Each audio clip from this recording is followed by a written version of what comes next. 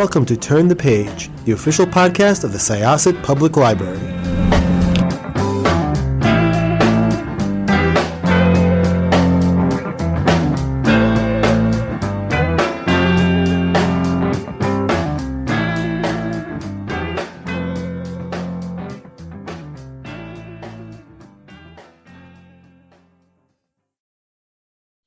This is Jessica with Syosset Libraries Turn the Page podcast, and I am welcoming back one of our favorite people to talk to. Please tell everybody who you are. Hello, my name is Ryan Estrada. I am an author who lives in South Korea. I co-wrote Banned Book Club. I wrote Student Ambassador of the Missing Dragon and many other things. I do so much stuff. You really do. Every time I'm checking up on you, there's something new. And I think last time we talked a little bit about Banned Book Club, which was great, by the way. Yeah, we're working on a new follow-up book that hasn't been announced yet. But we're starting work on that right now. Kind of a follow-up book of some more adventures in the Banned Book Club world. I can say we're working on something, but can't give too many details about it yet. So we talked about Banned Book Club, we talked about Student Ambassador, and we actually had your co-artist on one of the celebrity drawfuls, and I believe you were on one of them as well. I was. Yeah, we had Exor Aeneas on a celebrity drawful. And then we talked about how bad Charles Dickens was at writing follow-ups to A Christmas Carol, which was super fun. But one thing we wanted to talk about with you today is you have been working at a library there for a while. It's been about like 7-8 years I've been working just in the basement of a library teaching English here in South Korea. And it was a while back that I just kind of I've been working full-time as an artist, but doing like custom comics, doing things for other people, doing like wedding favor comics, doing like trade show comics for pharmaceutical reps and things that I had a full-time job as an artist, but it wasn't exactly the most fulfilling work. And so I made a decision that I was going to stop doing that and I would only write books that I was passionate about. And I just cold turkey stopped. And I realized that like writing books I was passionate about didn't pay the bills quite as much as doing comics for pharmaceutical reps. And I just kind of like, well, just for a little bit, I'll take this day job teaching in a basement. And then 7-8 years passed, but finally after all this, I'm going to be back to full-time author and making only things that I love making. So I'm very excited about that. Congratulations. I think one thing that's been really interesting during the pandemic is just sort of seeing your career grow. I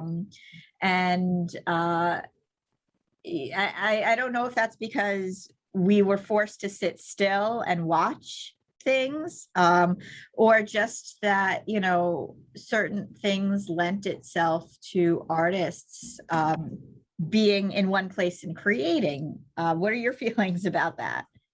Well, I've been sitting in one place creating my entire life. I think I mentioned last time in the show I started pitching to newspapers when I was 6, and I'm significantly older than 6 now. So I've made all kinds of stuff, but you are right, in the last year it's been like the first time anyone's like read it.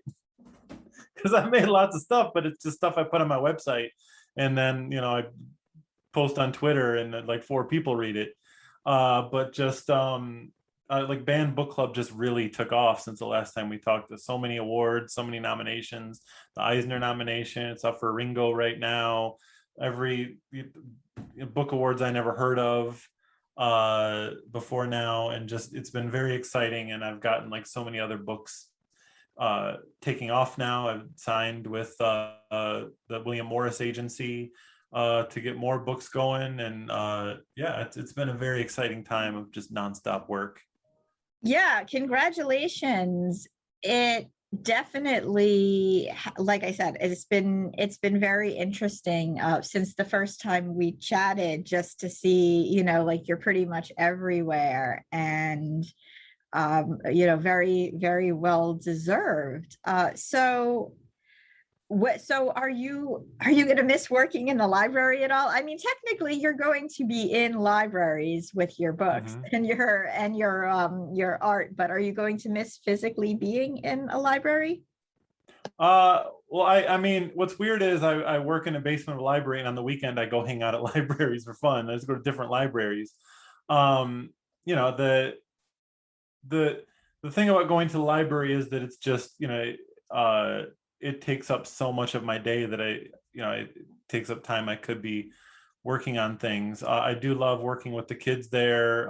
We do a lot of fun drawing and stuff, and I'll miss them, but I'm really excited to just be able to work on the things I want to work on. And when I go to a library, it's to do library stuff, that's kind of like these days, that's what my wife and I do for dates. Like, can't really go to a lot of restaurants, can't really, a lot of things we can't do, but we can just go, spot a new library and, go there and just hang out all day. I've started a thing just to see more libraries because there's so many here. I've started a thing that whenever I go to a library that has our book in it, I leave some original art in it with a little thank note on the back that says, if you find this, you can have it. And so we're just one by one going through. I think there's like 27 libraries in Busan that have our book. So we're going through one by one. And just like, I was thinking of, there was a time where I was going to try and do them all in one day in like a marathon and like ride my bike across the city. And I'm like, it's much more fun to just spend an entire day at a library and have that be the excuse to go to this one I've never been to before. It's funny you say that, just in general, like about spending your free time at other libraries, because I know prior to working in a library, I worked in a bookstore, and then I started working in a library. But then in my free time, I'd go to the bookstore, and we still sort of do something like that as well. Now I have kids, and my husband and I on the weekends, we like to go either to the library so they can pick out books, or to a bookstore so they can pick out books. And I think that you're never alone when you're opening your world to either fiction, nonfiction. So that's something I feel very strongly about. So I think it's great. I mean, you're in libraries in all capacities, either physically by stealthily giving some art away, or your books that are coming up. So as you had mentioned, you have some projects coming up that you can't talk about. What has been like some of your favorite experiences of the last year, just watching your career grow like a freight train, or rather take off like a freight train? Yeah, it's been really exciting. Like I said, all those awards that I had never even considered being a possibility. And then just, I think we mentioned before, just the excitement of being able to do this with Hyunsuk, with my wife that I co-wrote the book with, that it's so different, the two of us, where like we're winning all these awards, and she like I'm the one that like knew, dreamed of this when I was 6 years old, and she's hearing them about these things for the first time when she's nominated for them. So to her, it's just like she just thinks this is what writing a book is like, and I'm like, it's not usually like this. But yeah, and it's been fun having the opportunity to get more things off the ground, because I have 5 books on the schedule right now that are coming out in the next few years. And then I've got like my own little secret books that I'm just writing in between. Like I can't even just like I have a 2-book there's 2 books that I've already written, or 3 books that I've already written, and they're being illustrated by other artists. There's 2 that I'm supposed to be working on, but then like while I'm waiting for feedback from the publisher, I'm like, oh, I have a week, I'm going to start a novel. And just, I like making stuff. That's awesome. So another thing that I thought was really cool, because like I said, last time we talked about a radio show that you had done in Busan, where you were adapting Charles Dickens, not great sequels to A Christmas Carol. And I don't think I've ever laughed that hard so early on in a podcast interview. But you just started a mini podcast series, which is super, super cool and a different way of telling stories. Could you talk a little bit about that?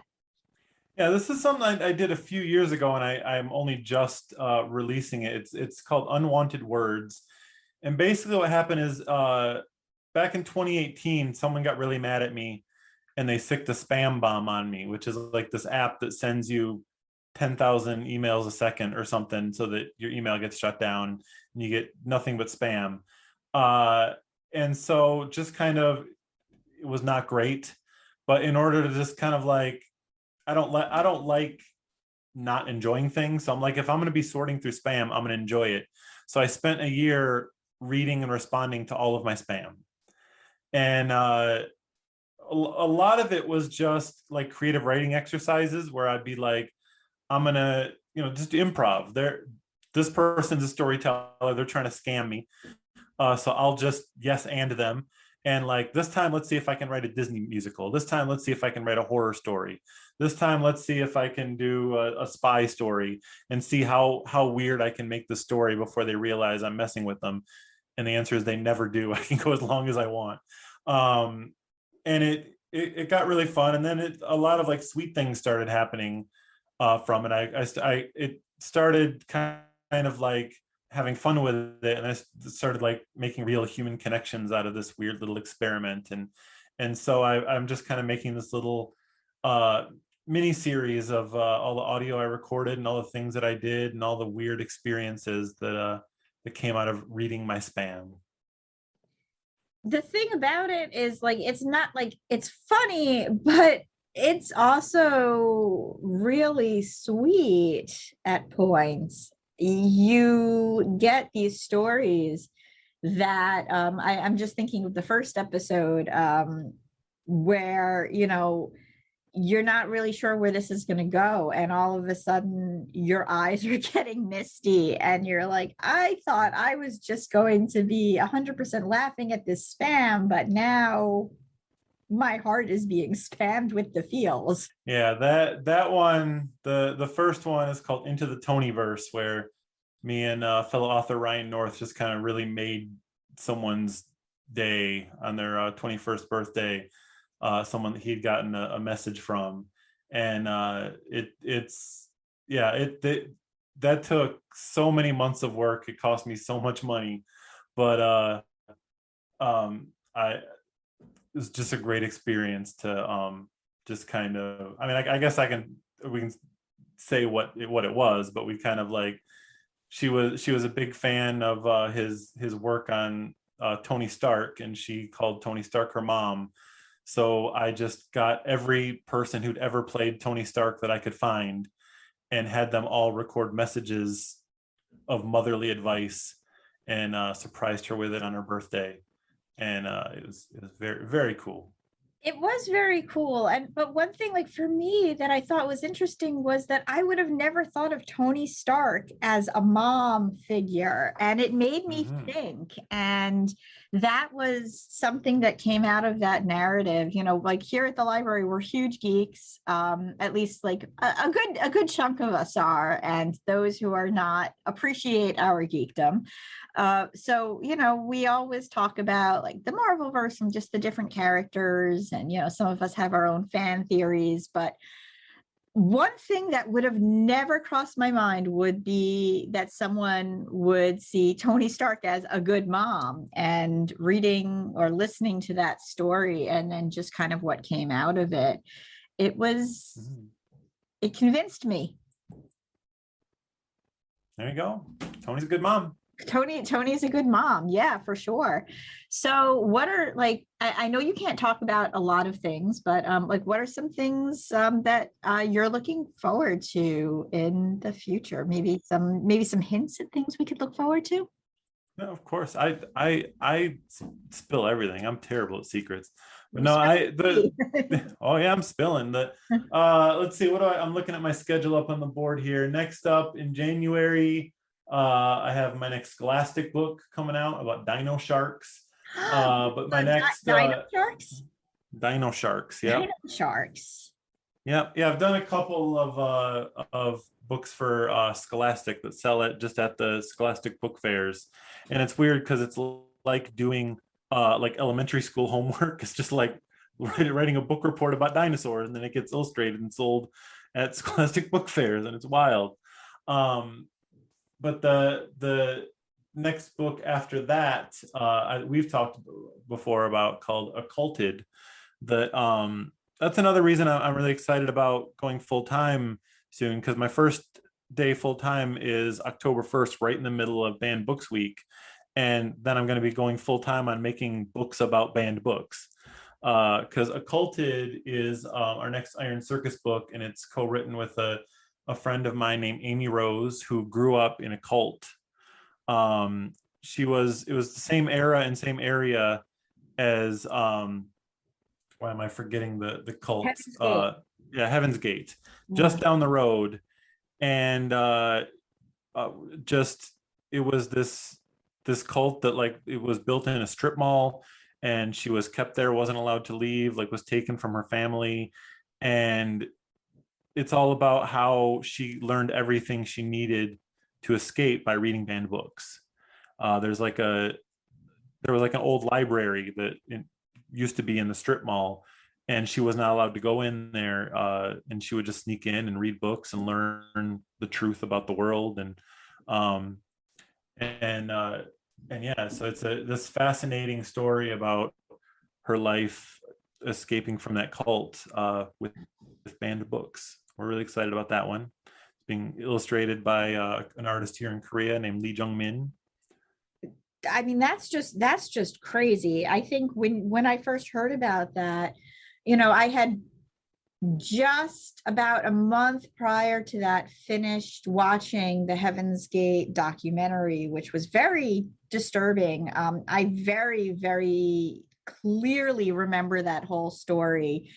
And I remember the comet, and I remember for like almost 2 years, no matter where I was, because it was my senior year of high school going into college, you could see it from the sky. And I think obviously because of the violent end, everybody knew who Heaven's Gate was, and nobody realized, or at least I had not realized at the time, that they were decades old. I mean, it seemed like it came from nowhere. But what I had been learning from that point on is that area, cults were very pervasive. So when you first had mentioned that story, it was wild, but it was speaking to just this thing that I'd been learning, that there were so many cults in that area, and so toxic in so many ways. And what's fascinating about working on this book is that there's a lot of media about cults, but a lot of it is horror stories, and like it's just trying to make it the most dramatic version possible. But working with Amy, it's about from the point of view of someone who just, that was her life. Yeah. That's what she, from as a baby. So about the weirdness of it, but the normality of it, the things that she thought were normal, the ways she had fun, the ways she, just dealing with it like this is the reality that she knew, and taking it from there. So I think it's a very different type of cult story than you normally get to read. And I think that's important, because I think everybody has this view that cults are automatically Jonestown or automatically Heaven's Gate, and those are the ones you hear about. Is my point. So that's incredible, and just the whole banned books aspect of it. I'm very much looking forward to that. Yeah, and something we tried to do is show how Amy learned that she was being manipulated, and so that someone reading it doesn't necessarily have to be in a cult, but realize the things she's realizing about the leader, maybe I realize about a group that I'm in, meetings that I go to, something my parents, the way my parents talk to me, the way, a teacher talks to me, and just kind of use her story to give people skills to recognize anyone that's controlling them in a way that they don't like. Absolutely. So, yeah, we're excited about that one. The next book after that's going to come out, I believe, in fall 2022. In fall 2023, we got Student Ambassador in the Silver City, the next Student Ambassador book that Xer is illustrating right now. That's where Joseph goes to Mexico in this one and solves another mystery. Awesome. That's going to be a fun one. I used to live in Zacatecas. It's where my grandfather came from, and it's like a city built for a mystery story. It's just like the perfect setup, the perfect layout, the perfect like weird tunnels and caves and all kinds of cool stuff. So we're excited about that one. And then we have our a 2-book deal that we're going to do another. We're working on another banned book club related story now that we're that's good. It's going to take a few years to get that one out, but writing it with Hyunsuk, I'm going to illustrate it, and then hopefully we get to do a big announcement about that soon. Ryan, it is always a joy to talk to you. And I know you're going to be very busy, but please, like I said, the door is always open at Turn the Page because you've always got just such interesting things going on. I just do lots of stuff. You do lots of stuff. I can't stop. You know what? I was very excited when I heard that there was going to be a follow-up to Student Ambassador because looking at the book, just seeing it come into the library, I was like, this is automatically going to be something that kids are going to love. And when I do sit at the children's desk, I'm always telling people to pick it up, but it's out, so they need to put it on hold. But that was one that I remember, looking at and saying, I hope this is going to be a series because there's a lot of world I think that Joseph needs to explore. I would love nothing more than to have like 1,000 Student Ambassador books. I'm going to new country every time, getting into more trouble. What about a Student Ambassador animated series?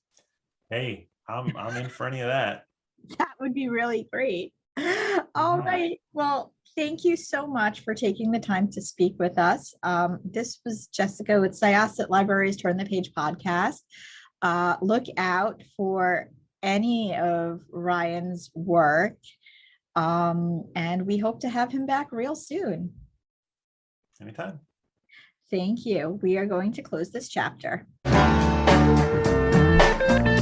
It's time to close this chapter of Turn the Page. Join us for the next episode.